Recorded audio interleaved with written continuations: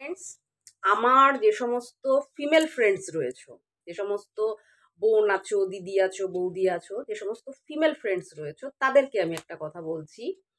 তারা প্রত্যেকেই নিজেদের বাড়িতে কম বেশি তাদের কাজ করতে হয়, আর বিশেষ করে বাসন ধোয়ার কাজটা। যে সমস্ত ফিমেলস মহিলারা বাসন ধোয়ার কাজ করো, তাদের কোনো না কোনো কারণে দেখা যায় যে শুক্র ড্যামেজ হয়ে যায়। কেন হয় বলছি, বাসন যখন মাজা হয়, এই যে আমাদের শুক্রর জায়গা, এই জায়গাটাতে ঘষা লাগে।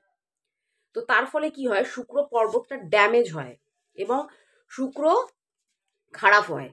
তো বাসন তো কম বেশি প্রত্যেককেই মাজতে হয়, মেয়ে হয়ে যখন আমরা জন্মেছি এটা তো করতেই হবে। যাদের কাজের লোক আছে সেটা আলাদা ব্যাপার।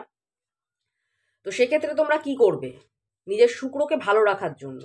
কেন শুক্র কিন্তু টাকা পয়সা, ঘর বাড়ি, গাড়ি, সমস্ত কিছুর মালিক।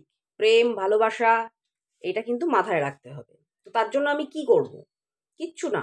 একটু আমাদের যখন কাজকর্ম হয়ে যাবে, তখন আমরা একটু দই নেব, টক দই নিয়ে আমাদের যে শুক্র পর্বতের যে জায়গাটা রয়েছে, এই জায়গাটাতে আমরা ঘষবো এবং এটা রেগুলার আমরা করতে থাকবো কাজকর্ম হয়ে যাওয়ার পরে, এবং 2 হাতে আমরা দইটা ঘষবো, রেগুলার করব।